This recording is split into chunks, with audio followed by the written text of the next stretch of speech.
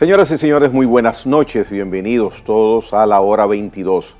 Wilson Roa Familia, el doctor Wilson Roa Familia, expresidente del Colegio Médico Dominicano, excelente profesional de la medicina, conversará durante todo el programa sobre aspectos interesantes, más que todo de la clase que él siempre ha representado, bien representado, la clase médica. Doctor, buenas noches. Gracias, Caimare, buenas noches.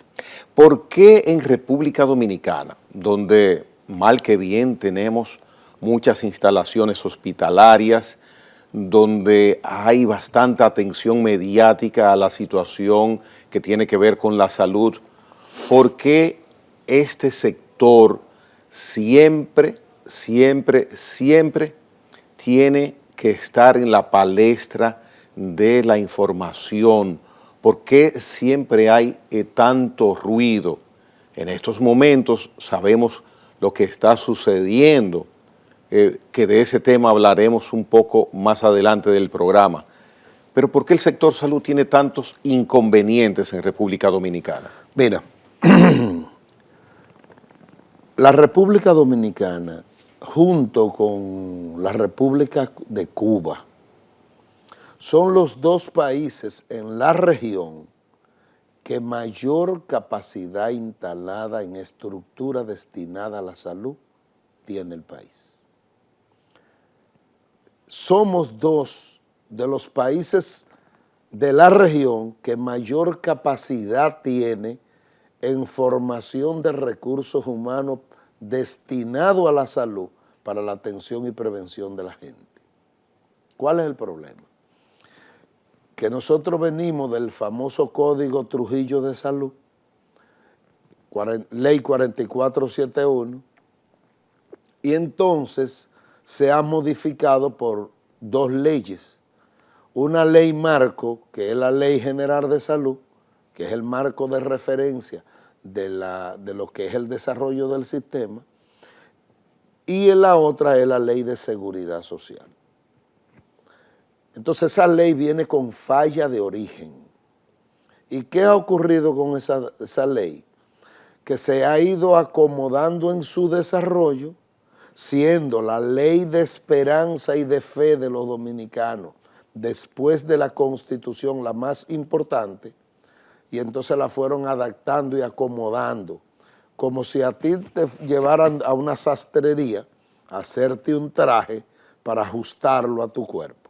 Y eso se ha hecho con esa ley para ajustarlos, amparándolo en esa misma ley, una amparada y otra violada, para justificar el negocio y el mercado donde han llevado, en el caso particular, la salud. Entonces, te aclaro que la Ley de Seguridad Social no es una ley de salud. La salud es un capítulo dentro de la ley.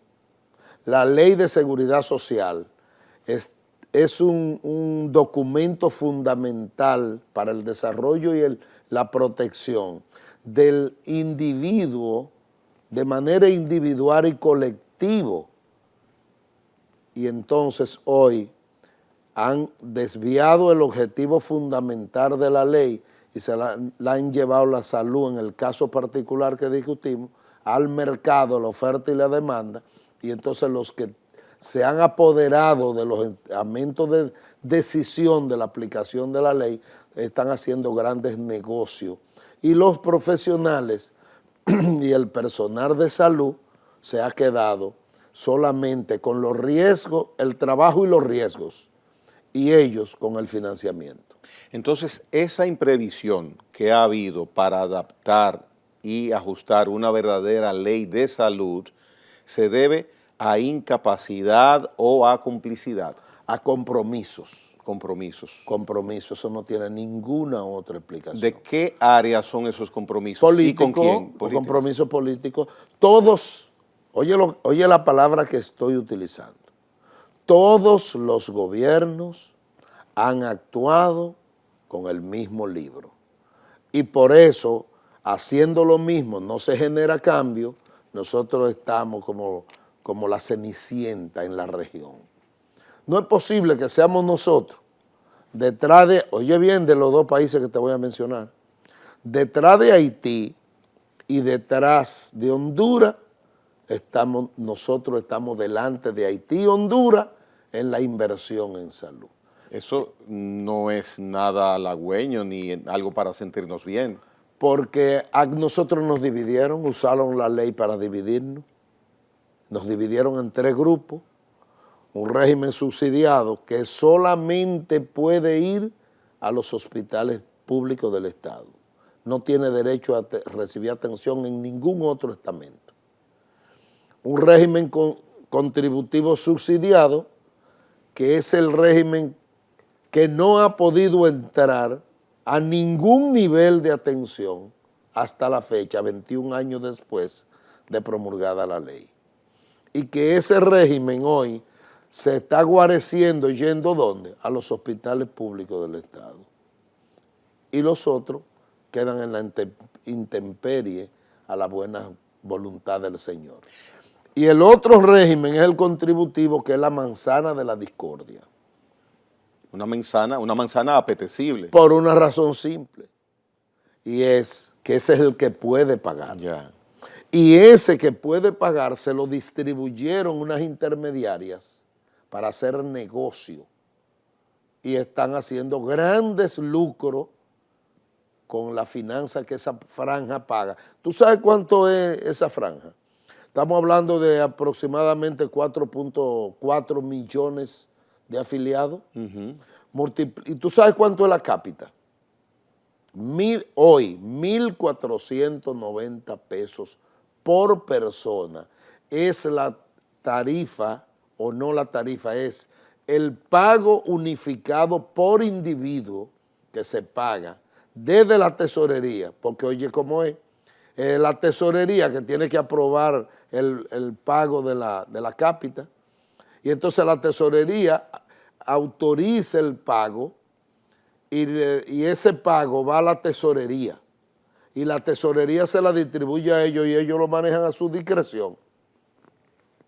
Ahora, si tú quieres saber cuánto es esa población que nos mira y nos escucha, que multiplique 4.4 millones de ciudadanos, que lo multiplique por 1.490 pesos, para que tú veas que en la memoria de tu calculadora, si no es muy grande, tú no vas a poder. A ojo no va a caber. De buen cubero, calculando, pienso que debe andar mensualmente en 7,000 y tantos millones de pesos. Se mete a lo mucho más. Es mejor coger una calculadora para no abusar de la memoria. Doctor Roa, le pregunto, si esos compromisos políticos favorecen a esos sectores que hacen negocio, que el tener negocio no es pecaminoso, pero esa palabra que usted utilizó, ese término, lucro desmedido, entonces, ¿cómo es que el sector político, por más compromisos que tenga, a costa de nosotros los que recibimos servicios de salud, les permiten tener una cápita tan alta, porque entiendo que es alta, y no hacerla más equitativa? Por una razón simple. Ajá. De esos emporios, ¿de dónde viene el dinero? Viene de la población, porque las intermediarias no generan recursos de ninguna naturaleza. Es de lo que tú pagas, porque a ti te van a descontar en base al 10% del salario que tú ganas. Pero es una mafia tan grande, porque no tiene otro nombre, que tú sabes lo que nosotros, cuando yo fui presidente del Colegio Médico, le descubrimos. Que habían más de 500 empresas, pudimos nosotros identificar, que eluden y evaden el pago de la seguridad social. Que tú eres empleado, por ejemplo, ayuntamientos que no pagan la seguridad social y retienen el dinero del empleado. Y tú sabes cómo se maneja eso. Nosotros logramos identificar más de 500 empresas que no pagaban, pero hay miles que no pagan todavía. Pero eso no era función de ustedes, doctor, en el colegio. No era su función, pero la lucha que nosotros montamos, llegó un momento en que trancamos el juego y entonces ellas tuvieron que ceder. Y entonces logramos gravar esas empresas para que pagaran la seguridad social. Pero tú sabes con lo que nos encontramos, que entonces decidieron ampararse en el pago de la seguridad social, pero en base al salario mínimo. Es decir, tú eres empleado de una empresa, tú ganas 100,000 pesos y a ti te van a hacer un descuento en base al 10% de tu sueldo. Y de ese 10%, 6.87 lo pone el patrón, sea el gobierno, sea una empresa privada, y el 3.13 lo pones tú como empleado. Pero entonces te lo aplican en base al salario mínimo. Al salario mínimo. ¿Y eso está ocurriendo, doctor, todavía? No, eso es lo que están haciendo actualmente. Y ese Consejo Nacional de Seguridad Social es un organismo que está ahí para validar el negocio de esta alta empresa y de estos banqueros. Pero el Consejo es designado por el gobierno para que represente a los afiliados. Sí, pero en base a una ley que negociaron en el Congreso Nacional. Ahí hay unos sindicalistas que representan a todo el mundo menos a los que dicen representar. Ahí está la alta empresa y vaya usted a ver. Ahí está el gobierno, van 3. Los 3 tienen poder de veto. Y el 4 es el colegio médico, pero el colegio médico tiene voz, no tiene poder de veto. No tiene poder, No. ¿Y la ley no lo previó eso? No, la ley del Consejo no lo previó. Bueno, se planteó en la lucha que nosotros libramos en la década del 90 y al final. Pero entonces, ¿qué hace ahí el colegio? ¿Para qué integraron al colegio? Entonces, para que le legitime sus negocios. Entonces, la única opinión discordante que tú te encuentres en ese consejo es la postura que ha sido siempre responsable del Colegio Médico Dominicano. Cuando han venido... Fuera de ahí, lo otro es un sistema de reparto que ellos tienen ahí. Mire, doctor Roa Familia, he tenido la oportunidad de conversar sobre este tema con diferentes invitados y prácticamente a todos les he preguntado en su momento, y es que los gobiernos miran para otro lado para no defender como ha de defenderse al afiliado, y miran también para otro lado para no darse cuenta y percatarse de que los beneficios, por ejemplo, que existen de los actores de ese sector son muy elevados. ¿Qué es lo que sucede? Mira, los beneficios, lo que pasa es que se reparten. Pero el gobierno no reparte, al contrario, el gobierno aporta. Ese dinero debía estar manejándolo el gobierno, no intermediarias. Porque es la fuerza laboral que la genera y quien juró cumplir y hacer cumplir la ley fue el señor presidente de la República. Los gobiernos entienden el problema de la seguridad social, tienen capacidad para entenderlo. Claro que lo entienden, claro que lo entienden. Pero entonces y saben que la seguridad social hoy es un negocio. Entonces se están mirando para otro lado los gobiernos. ¿Tú sabes qué es lo que pasa? Mira lo que pasa. Aymare, cuando yo fui presidente del Colegio Médico Dominicano, una situación elemental es que el artículo 31 de la Ley de Seguridad Social establece que todos los empleados públicos y de instituciones descentralizadas del Estado deben ir al SENASA. Pero resulta que el SENASA es una postura hechura del Colegio Médico Dominicano con la finalidad de proteger la atención de los más vulnerables en hospitales públicos a pesar de sus carencias, sin que eso signifique otro sacrificio financiero para los que nada tienen. Óyeme, pero entonces resulta que hoy tú te encuentras con que todas las ARS hacen lo mismo. Todas las ARS hacen lo mismo. Y el gobierno tiene que financiar el Servicio Nacional de Salud, el SENASA, como garantía de la población, pero es de la vulnerable. Y a pesar de que tiene una franja de los que pueden pagar, el más del 30% de la población que debía ir al SENASA lo tienen las intermediarias privadas y el gobierno no lo sabe. el gobierno lo sabe.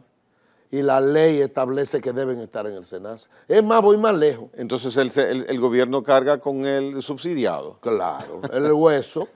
Es más, voy más lejos.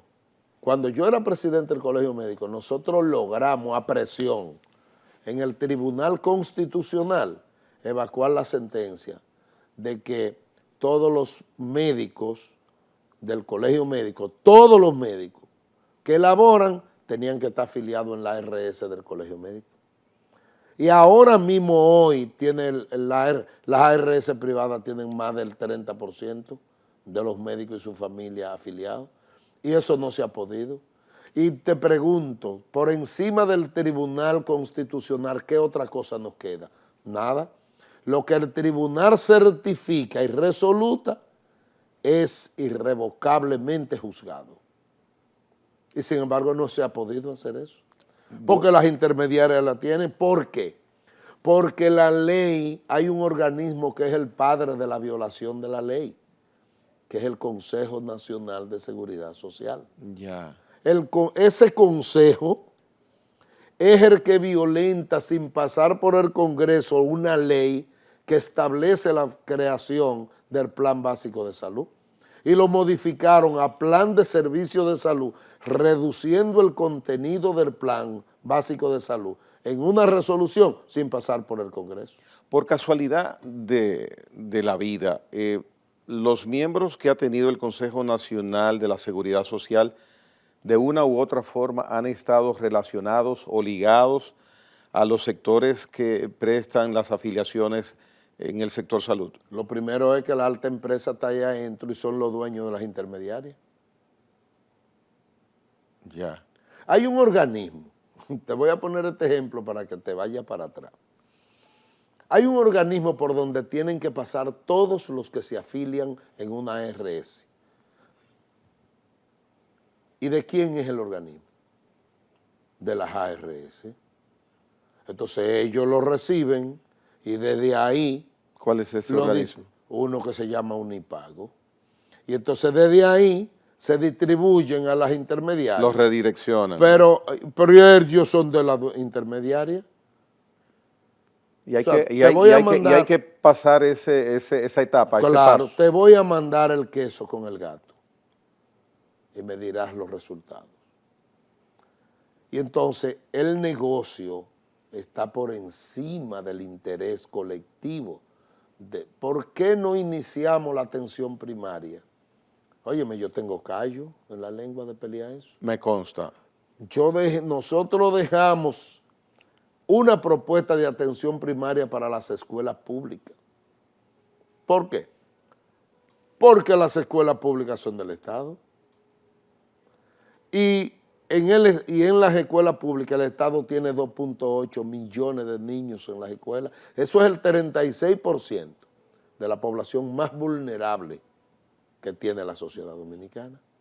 ¿Y por qué no entramos? El proyecto se lo dejamos al ministro anterior de Salud Pública, al ministro anterior y a los últimos 2 ministros anteriores a este en el Ministerio de Educación. Pero eso no es posible. ¿Por qué no se inicia? Si las escuelas las tenemos ahí, el personal de salud formado lo tenemos ahí. ¿Por qué no entra? ¿Por qué tenemos más de 300 médicos de familia sin empleo? Cuando eso es la plataforma de un sistema de salud, la atención primaria.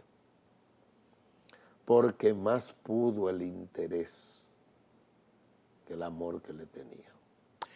Vamos a hacer una pausa, seguimos luego de ella para continuar conversando sobre estos temas tan importantes sobre la salud del dominicano con el doctor Wilson Roa Familia. Venimos en breve.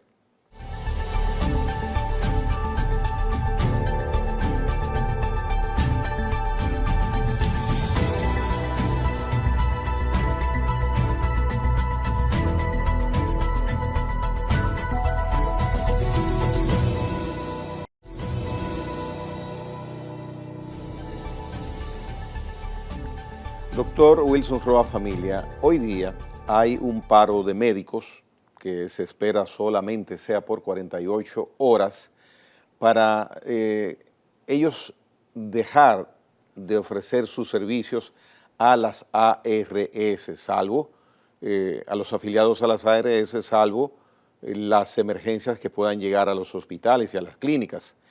Entonces, los puntos que están planteando desde el Colegio Médico que da pie a esa protesta, a ese paro, son los siguientes.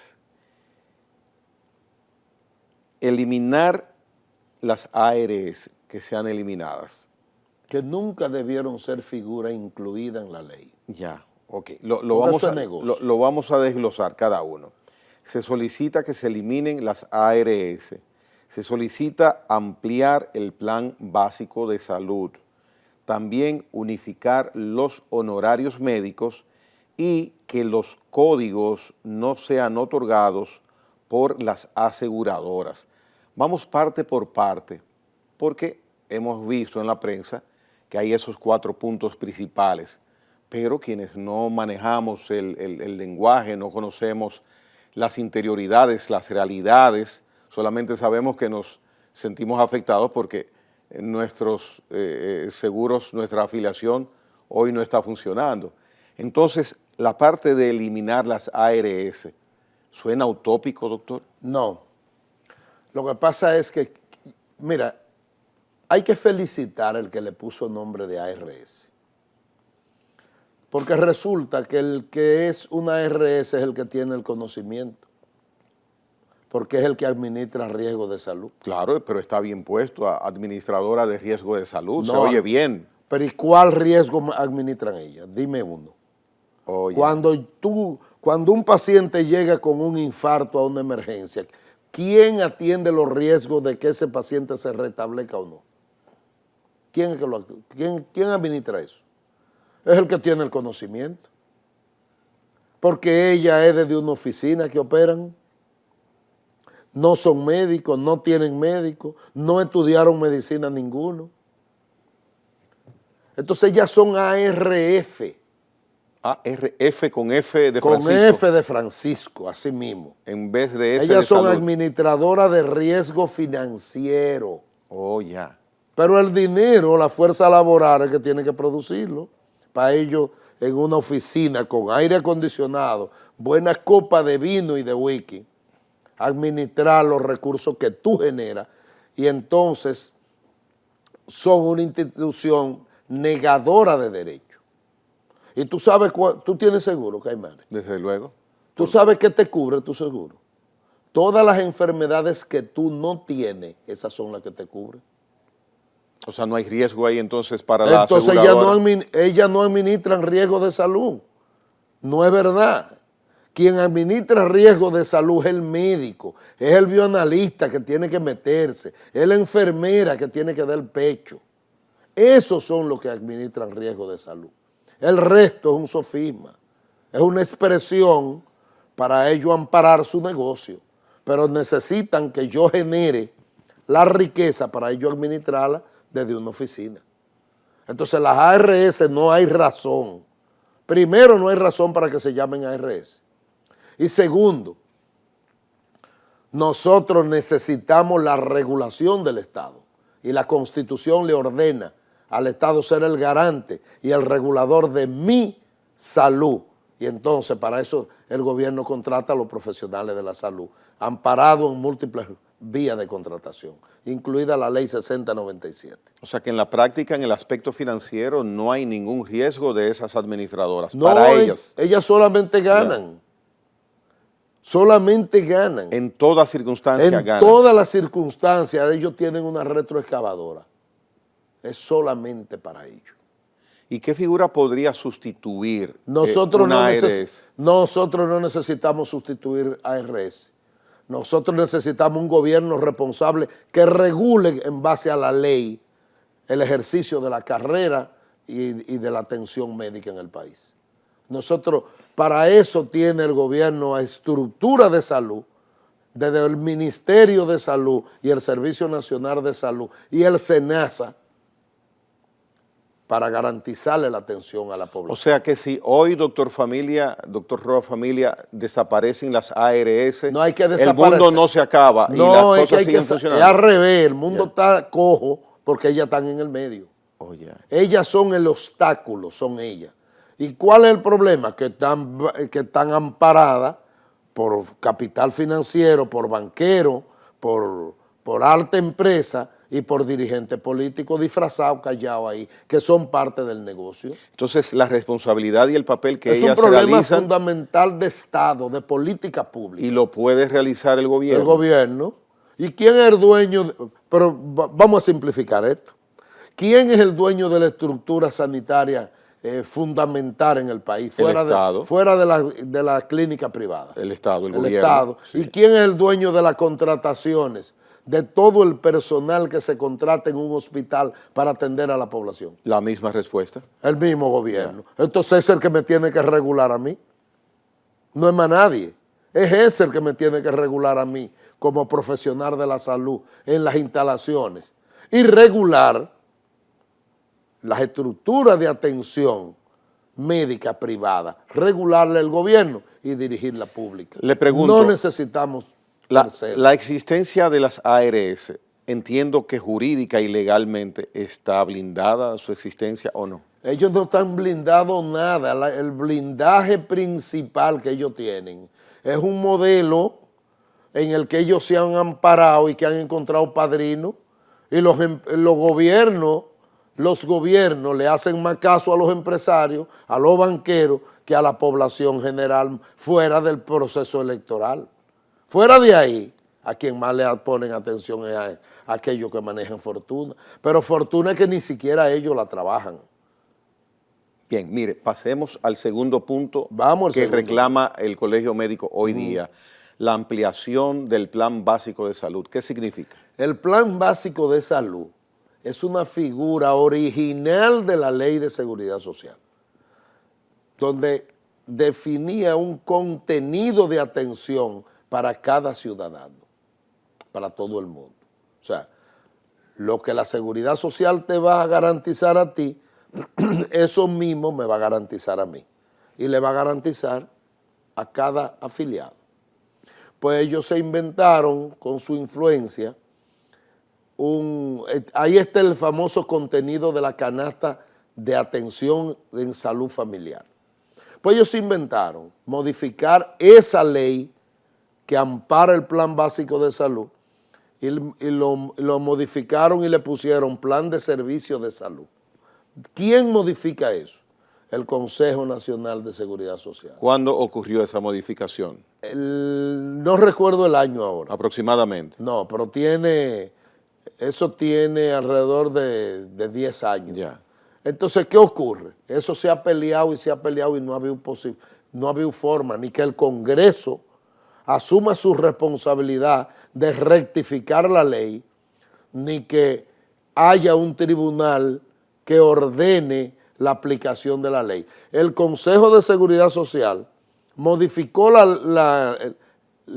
yo no te voy a decir que modificó la ley, pero creó una resolución que modifica el contenido del plan básico y lo llevaron al plan de servicio y ahora le redujeron el contenido al plan de servicio, ahora es menor que lo que te daban en el plan básico de servicio. O sea, la ley original especificaba... plan básico. Especificaba exactamente qué contenía. Exacto, pero entonces ahora como el Consejo, pero como una resolución del Consejo Nacional de Salud, puede en la práctica modificar eso que vino por ley. Aquí esto es así.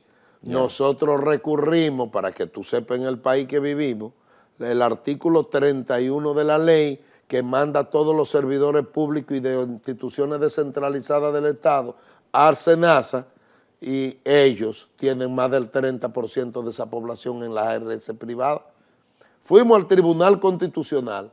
El Tribunal Constitucional evacua una sentencia afirmando el artículo 31 y haciendo la corrección. Pues ellos hasta la fecha eso no se ha podido hacer. Porque no hay una CISARRIL competente, responsable, como reguladora para que se implemente. pero no había un tribunal de ninguna naturaleza, pero tampoco había un congreso que diga, espérate, no es así. Y entonces eso le ha dado facilidad a ellos. Por ejemplo, la ADP tiene más de 80,000 profesores. Cerca del 30% lo tienen ellos, de los profesores en las ARS privadas. Y tú le solicitas, y no hay forma. Y te voy a poner otro ejemplo para que tú veas la mafia de qué que estamos hablando. Nosotros cuando nos graduamos ahora, los médicos que se gradúan ahora, los jóvenes, oye bien, cuando van a hacer la pasantía, solicitan al Servicio Nacional de Salud que lo manden para donde hay espacio, que dicho sea de paso, tienen menos plazas que la que debía el gobierno tener hoy. Cuando el muchacho lo llaman que vaya a firmar el contrato, de que te van a mandar para Jimaní, para Pedernales, para Puerto Plata, para Dajabón, ya tú estás inscrito en una RF que ellos decidieron sin el consentimiento tuyo. También. Sí. ¿Y en qué aval tienen para hacer Ninguno. Y nosotros peleamos con la dirección del Servicio Nacional de Salud, pero eso no ha sido posible, porque parece que aquí hay que irse a la calle, como yo. Bueno, en un programa te dije a ti, que me preguntaste que cuál era la salida, yo te dije la calle. Sí, yo recuerdo. Organicé el pueblo y salí a la calle. Bueno, pues ya hoy hay pasos en la calle, vamos a ver si se puede redoblar, si se puede ampliar, si se puede integrar más instituciones, más grupos, la sociedad entera, y vamos a ver si podemos sacarla del mercado, porque si ellos quieren negocio, me parece que sí, pero que hagan negocio con otras cosas, no con el dolor de los infelices y del que paga, no con el derecho de los que tienen el conocimiento. Bien, mire, vamos a pasar al tercer punto Vamos. de los reclamos que hace hoy día el Colegio Médico Dominicano. La unificación de los honorarios, particularmente me llama la atención, porque entiendo que en ese aspecto ustedes deben estar debidamente siempre, los médicos, protegidos y tratados con la altura que se merecen en esa área. Yo te voy a poner ejemplo práctico. Ejemplo práctico. Todas las consultas, el valor no importa, la intermediaria son 500 pesos en un volante fiado. Eso es lo que pagan. Y a eso la DGI le retiene, la intermediaria le retiene cuando paga el 10%. Y en abril, cuando hacemos la declaración jurada, la DGI le quita el 18%. Ya va por el 28%, o sea que está quedando en 320 pesos. 360. Pero te lo pagan cuando ellos deciden. Ya. Eso no tiene modificación. O sea, los 500 van quedando en 360. Un volante fiado. Pero no pago inmediatamente. No, a los 45 días o cuando ellas digan. Es para que la población sepa. Bueno. Lo otro es que en el caso de ginecología, yo te voy a poner un ejemplo práctico. Tú tienes una RS que paga 20,000 pesos por una histerectomía, pero tú tienes una que paga 12,000 pesos por la misma histerectomía. Y de los 12,000, ellos pagan en base a 12,000. El paciente paga 2,640 y la intermediaria paga 9,460. Súmalo a ver cuánto te da. Te da 12,000. 12,000 da. Y esos 9,640 tú lo vas a recibir cuando a ella le pique el ombligo. Y ella va a tener tu dinero en sus cuentas hasta los 45 días, cuando ellos le da su santísima a 60 días. Y esa grande fortuna en 45 60 días ganan intereses más que suficientes para ellos pagarme a mí y quedar con ganancia. Entonces, todos los procedimientos tienen valores diferentes de una intermediaria a la otra. Entonces, eso no puede ser. Si yo hago una histerectomía y tú me pagas 20,000 pesos, de esos 20,000 tiene que restarle el 18%. Y tiene que restarle los 3.500, 3.600 que paga el paciente. Y al final te pican los 3 pesos que te van a dar y te lo pagan cuando ellos quieren. Pero mientras tú no lo cobras, tu dinero está en la cuenta de ellos, con grandes fortunas ganando interés a plazo fijo en los bancos. ¿Se ha tratado en algún momento de normalizar esa situación? Pero con ellos no es posible, con ellos hay un solo camino. Es la unificación y la movilización, no hay más camino. Como usted dice, la calle. No hay más camino, no hay más camino. Mire, hay el último aspecto, el último punto de lo que solicita el Colegio Médico Dominicano, que los códigos no sigan otorgándose por parte de las aseguradoras. ¿Qué significa eso? Mira, ellas se han atribuido y se han adueñado de un derecho que ninguna ley, ninguna constitución le da. Y es que ellos, cuando tú te gradúas, certificado por el Estado, porque quien te certifica originalmente cuando tú te gradúas es el gobierno, el Estado, el gobierno en nombre del Estado, es el que te da un S4, que dice autorizado a ejercer la carrera de medicina en todo el territorio nacional. Eso es lo que dice el decreto. Pues entonces resulta que si tú eres médico general, tú no puedes atender a un paciente de ARS porque no te lo reconocen. Pero ¿y esa prerrogativa? Porque no te dan código. Ellas tienen una carpeta de asignarte un número con el que tú vas a ejercer. Pero ¿qué resulta? Que si tú estás certificado por el gobierno, porque te autorizó mediante un decreto para ejercer la carrera porque tú cumpliste, si tú hiciste una especialidad, estás certificado por la Sociedad Médica Especializada, tú estás certificado por el Colegio Médico Dominicano y por la universidad que te graduaste, ¿qué otra cosa tú necesitas para ejercer? Bueno, lo que usted está indicando es que el médico recién graduado tiene que pedirle permiso a las ARF para ejercer su carrera. Si no es así, no ve paciente. Y esa incongruencia, ¿a quién le corresponde no aceptarla? Eso es un problema que es el gobierno que tiene que resolverlo. No hay otra manera. Pero el gobierno lo está aceptando. Porque es que la Constitución autoriza el libre ejercicio de la carrera. ¿Se ha planteado formalmente? No se ha planteado, se ha peleado. Se ha peleado y por eso está incluido en las posiciones encontradas actual. Eso se ha peleado una y otra vez. Eso aparenta hasta cierto punto humillante. Claro, humillante. La ley me autoriza a cumplir con todos los requisitos para el ejercicio y ella, cuando yo voy a ejercer, me dice, no, usted no tiene derecho a ejercer. Y eso es una estafa, eso es un negocio, eso es un crimen, no se puede definir de otra manera.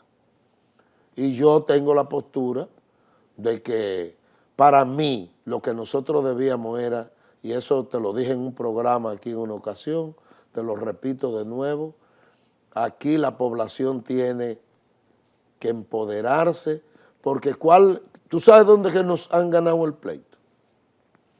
En que cuando se habla de seguridad social, la gente mecánicamente piensa en los hospitales. No, la seguridad social no es hospital nada más. La salud es un capítulo dentro de la seguridad social. El que a ti te garanticen el derecho al trabajo, la libertad de asociación, que te garanticen tu salud, tus derechos, que te garanticen la seguridad ciudadana, todo eso es seguridad social. Lo que pasa es que nosotros contamos con un gremio que a otro le falta. Y entonces nosotros salimos porque nosotros tenemos conocimiento de causa, porque lo vivimos. Aymar, es que lo vivimos. Y cuando tú llegas a un centro de salud, que a ti te dicen que el seguro que tú estás pagando todos los meses no te cubre, y tú sin un peso en la mano, pero ellos tienen tus recursos porque tú se los pagaste por año.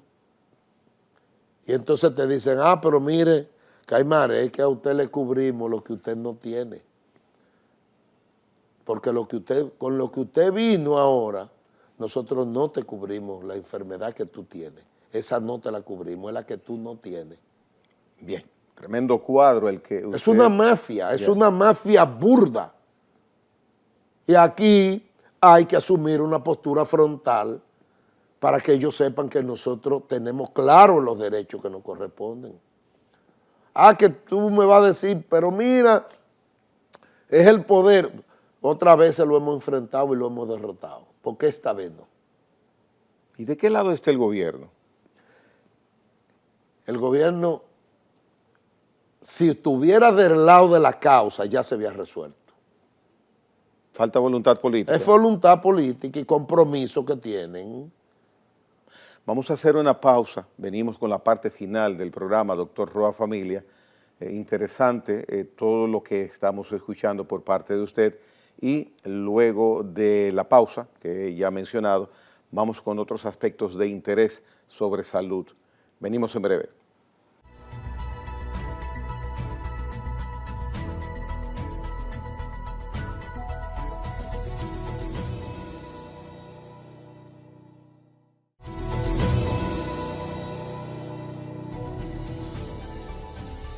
Bien, doctor Wilson Roa Familia, mire, tenemos la oportunidad, si tuviésemos el tiempo, de hacer un programa similar al que hemos desarrollado en esta noche con esos mismos temas. Ahora, hay un asunto de salud que llama la atención. Hoy día el viceministro de Salud, Eladio Pérez, ha alertado de que en los próximos días, las próximas semanas, pudieran incrementarse de una manera hasta cierto modo importante la cantidad de casos de COVID en República Dominicana por unas cepas que andan rondando en nuestro ambiente. Usted, que siempre está pendiente de esos aspectos sanitarios, me gustaría escuchar su opinión. Mira, sobre el COVID hay una nueva cepa, la última que he podido ver que se ha registrado, es la XBB. A mí acaba de darme COVID. Yo estoy negativo al COVID en una prueba hecha esta mañana.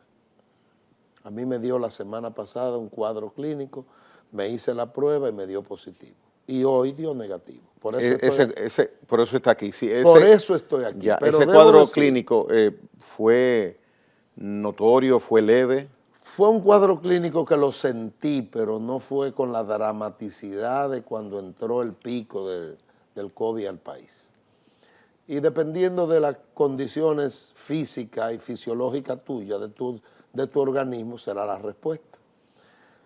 Pero a eso hay que ponerle atención, porque el COVID nos hemos ido envolviendo en otros temas y el COVID hemos ido relegándolo, pero el COVID parece ser que se va a quedar aquí en el país como el dengue, endémico, y vamos a tener que convivir con él. Y las diferentes variantes que se presentan van a tener manifestaciones diferentes dependiendo de la condición que tú tengas en el momento que te afecte. Pero hay una situación y es que la atención primaria que nosotros hemos insistido que hay que trabajarlo, esa atención primaria pudiera ser la plataforma de nosotros poder educar, orientar, promover y prevenir la gran mayoría de las dolencias de salud de los dominicanos. Hay otro tema que sin que el señor viceministro haya mencionado, yo te lo voy a agregar, y que lo tenemos aquí adentro, el cólera. El cólera lo tenemos aquí adentro y no hay manera de que nosotros podamos prevenir que el cólera entre y nos dé en el país. Primero, porque lo tenemos ahí de aquel lado del río. Segundo, porque la República Dominicana está llena de indocumentados donde no hay un control del área geográfica donde ellos se van a distribuir. Porque tú me preguntas ahora, ¿dónde se ubican los nacionales haitianos para nosotros no hablarte de los chinos, de los venezolanos, que hay de muchísimos países aquí. ¿Dónde se ubican? En todo el país, sí, en toda la geografía. Y la pregunta es, ¿la medida de higiene de ellos, cómo está? Nadie la sabe. Primero, se negaron a vacunarse contra el COVID. Y segundo, el gobierno no tiene un control sobre el tránsito de ellos en todo el territorio nacional. Entonces, eso es otro tema que nosotros debíamos ponerle atención porque pudiera salirnos caro, muy caro.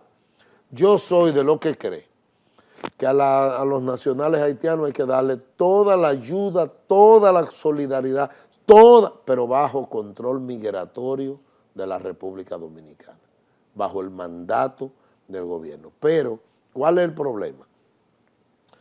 Y es verdad, hay que reconocer que una gran parte de la economía la activan los nacionales haitianos y los extranjeros. ¿Por qué? Las plantaciones agrícolas fundamentalmente están descansando sobre ellos. La construcción está descansando sobre ellos una gran parte. Pero arriba de eso, averíguate quién tiene el mercado informal. ¿Quién lo tiene? Lo tienen por lo menos aquí en la capital y en Santiago, que me ha tocado ir varias veces, lo tienen los nacionales haitianos. Bueno. Y la mayoría están sin registro sanitario, sin registro migratorio y sin control de las autoridades. A mí me gusta mucho el limoncillo y esta temporada de 3, 4 meses yo no me comí uno solo y compraba casi a diario que no fuera, me hice amigo de 2 de ellos, vendedores ya me conocían que no fueran de nacionalidad haitiana. Entonces ellos no tienen un control sanitario de parte de las autoridades dominicanas y de la política pública del gobierno. Y eso es un problema que nosotros tenemos que resolverlo, porque la verdad es que a largo plazo yo estoy proyectando situaciones conflictivas que van a venir a largo plazo. Eso es lo que yo estoy proyectando hacia allá. Mire, usted está tocando un tema que quiero aprovechar y hacerle una pregunta.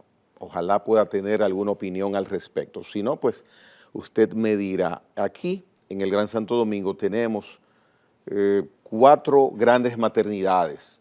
Cada una de ellas atiende más de 10,000 partos por año. Hay 2 de ellas que está dividido el porcentaje prácticamente a la mitad. La mitad de los partos es de madres dominicanas y la mitad de madres haitianas. Sin embargo, en las otras 2 maternidades, que tienen más de 10,000 partos también por año, el índice de porcentaje por nacionalidad es muy diferente. En esas 2, hay una que tiene un 1% de madres haitianas y otra menos de un 1%. El otro 99% es de madres dominicanas. ¿Por qué en 2 sí, en 2 maternidades sí y en 2 maternidades no? Bueno, ese dato yo no te lo puedo. Pues esa situación existe. Pero sí pude ver un trabajo que hizo una periodista, no recuerdo el nombre, en la maternidad de Los Minas. Ahí hay mitad y mitad aproximadamente. En ese momento que ella hizo el reportaje, el estudio, un estudio muy bien pensado, tenían sobre el 43, 44% de parturientas de nacionales haitianos. Entonces, los países internacionales que han creído que pueden endosarnos la responsabilidad de sostener a los nacionales haitianos desde República Dominicana, eso a ellos les ha interesado esa parte, pero la otra parte no. Y es que, por ejemplo, ¿cómo llegan los nacionales haitianos aquí? Aquí hay organizaciones vinculadas a estamentos internacionales que traen los nacionales por camiones. Y yo veo que ahora mismo están utilizando, que yo no me veo en un aspecto humano como válido, encerrando en jaula a la gente. El ser humano en esta época no es para eso. y hay maneras. Si tú estableces una política efectiva en la frontera, tú puedes tener un mayor control que lo que está ocurriendo ahora. Para no llegar a la necesidad de aplicar esos métodos que usted dice. Me parece que eso no es humano, es lo primero. Lo segundo es que después, ¿cómo llegan aquí? ¿Quiénes lo traen? ¿Quiénes facilitan y cuál es el costo para llegar hasta aquí? Porque después que llegan aquí, entonces quieren detenerlo y repatriarlo. Y cuando tú crees que lo están repatriando para aquel lado, viene de nuevo para acá pagando. Pero tú sabías que en los hospitales públicos se le dan la consulta, la asistencia, todos los procedimientos quirúrgicos y todo corre por cuenta de la política pública de salud del país, del gobierno. Así es. No se le cobra un pincho, un espéculo no se le paga. Y yo soy de los que cree que a ellos hay que darle ayuda, hay que solidarizarse. Pero óyeme, tú no puedes, y te voy a hacer otra observación. El muro no es la solución del problema migratorio. La solución del problema migratorio es que esa comunidad internacional que ha saqueado a Haití, que vaya ahora que están en necesidad, que lleven recursos, que no se lo embolsillen, que inviertan en infraestructura de desarrollo, que hagan reforestación para devolver el equilibrio climático y que se hagan fábricas productivas para dar mano de obra a los empleados, a la mano de obra que están en capacidad de generar riqueza. Porque de ahí han salido muchos ricos, en contubernio con una claque que ha habido ahí siempre, que lo único que han hecho es saquear ese pobre país. Bien. Doctor Wilson Roa Familia, ya finalizamos por esta visita suya, el conversatorio que tuvimos de manera tan interesante. Si quisiera agregar algo más en el sentido que considere.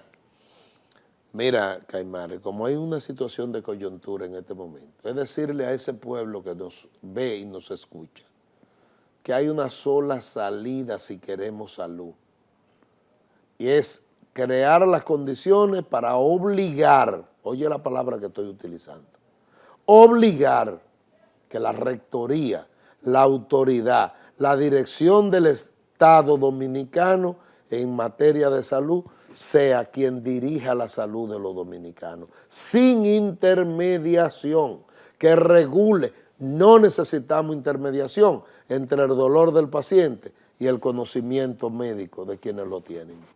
Lo ha expresado una persona que tiene mucho conocimiento, el conocimiento necesario en el área para prestarle atención a esta opinión que ha dado el doctor Wilson Roa Familia, expresidente del Colegio Médico Dominicano. Gracias, doctor, por su visita. Gracias a ti. Bien, señores, hasta mañana, Dios mediante.